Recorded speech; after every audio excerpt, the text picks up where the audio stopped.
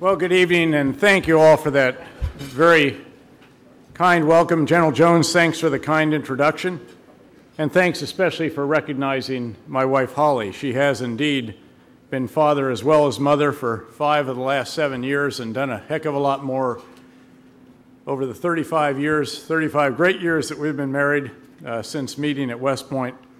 I do want you to know it was a blind date that caused me to meet the superintendent's daughter.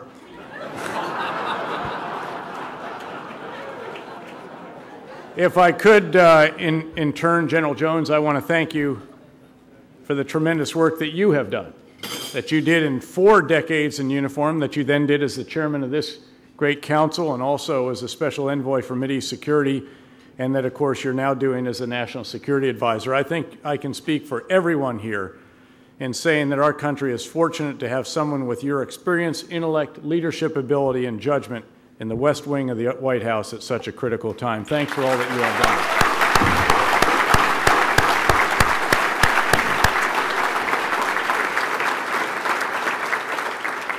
done. And before going further, I also want to add my congratulations to the other honorees tonight, and especially, frankly, to President Bush and Chancellor Kohl on the very well-deserved recognition they will receive this evening. Generations of citizens around the world remain grateful to them for the critical roles they played in helping to bring the Cold War to an end, and it is great to see them being saluted this evening as we also celebrate the 20th anniversary of the fall of the Berlin Wall and the 60th anniversary of NATO.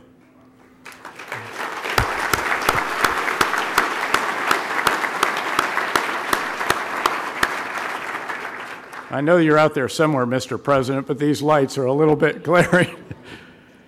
Actually, as I do look out or try to look out at the audience tonight, I see an extraordinary number of individuals who helped provide the leadership that guided us through the decades of the Cold War. Not just American leadership either, but from both sides of the Atlantic. And seeing them, I thought it might be fun to recall a story from the good old days, from the time before the wall came down and the Warsaw Pact collapsed. Some of you will remember the summer of 1980, in fact, when the Soviet Union proudly hosted the Moscow Olympics. The Soviet leader at the time, Leonid Brezhnev, was, despite advanced age and poor health, determined to give the speech that would welcome the world to Moscow in the 1980 Summer Games. As the story goes, the big moment had arrived. The stadium was full and the crowd was ready. Brezhnev was helped out of his chair and supported by an aide under either elbow as he moved to the massive podium set up at Central Lenin Stadium. His aides placed his hands on either side of the podium, put on his reading glasses, opened his speech to the first page, and stepped back. Gripping the podium hard, Brezhnev looked down, studied the page intently, and proclaimed, "Oh!" Hearing this, his aides rushed forward, fearing that he was going into cardiac arrest. Brezhnev saw them, straightened up, motioned them back, refocused, looked down intently, regripped the podium, and again groaned. "Oh!" Horrified, the aides once more began to move forward. Just then, Brezhnev's speechwriter shooed them out of the way, moved to the Soviet president, and whispered in his ear, "Mr. President, that's the Olympic logo. The speech starts here."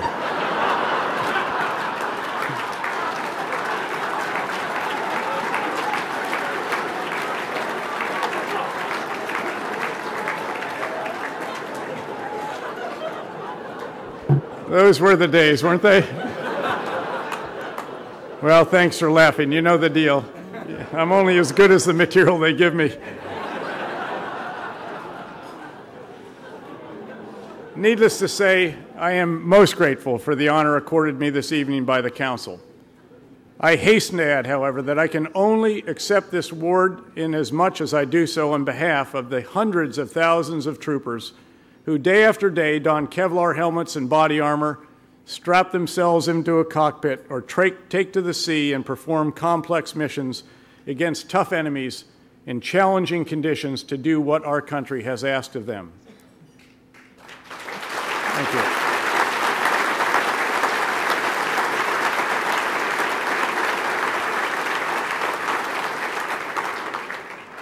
Of course, behind the tremendous performance of these troopers, from all the nations involved is the commitment of countries and international organizations to important missions.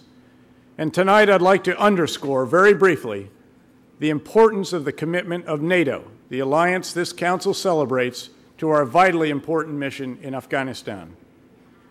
In signing on to support operations in Afghanistan, NATO nations signaled their recognition that transnational extremism poses a threat to all of us.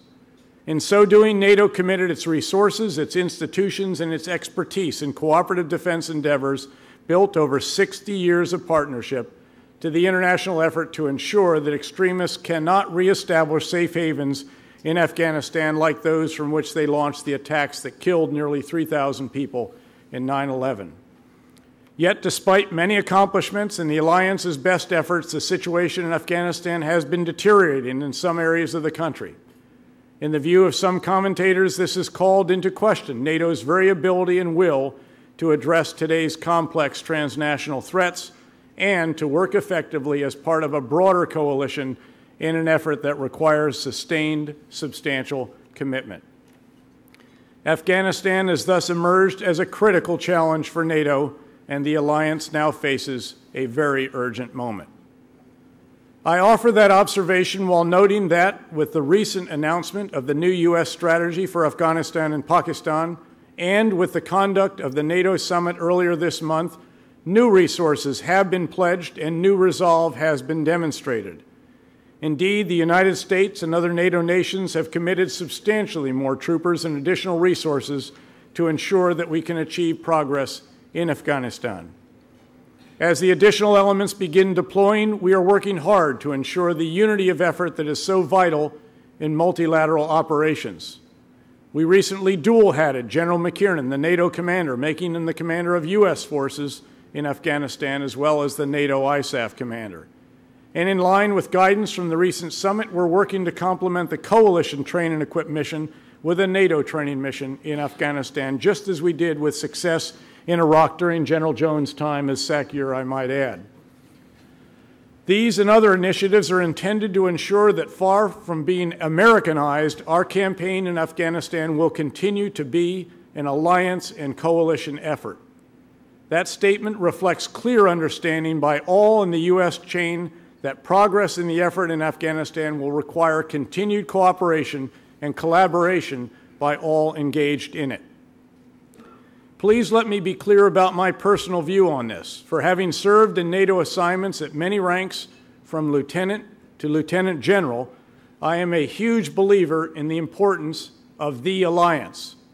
As difficult as it may be at times to work with men and women who wear the uniforms of different countries, who come from different cultures, and who speak different languages, working together is vitally necessary, as all in this room appreciate. Winston Churchill was right when he observed that the only thing worse than having allies is not having them.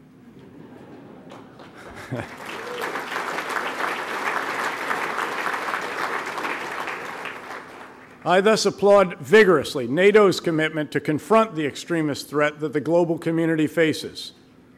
This commitment reflects a very important recognition that a coalition of allies standing strong together and working side by side can overcome a challenge that is too big and too complex for any one country to handle on its own.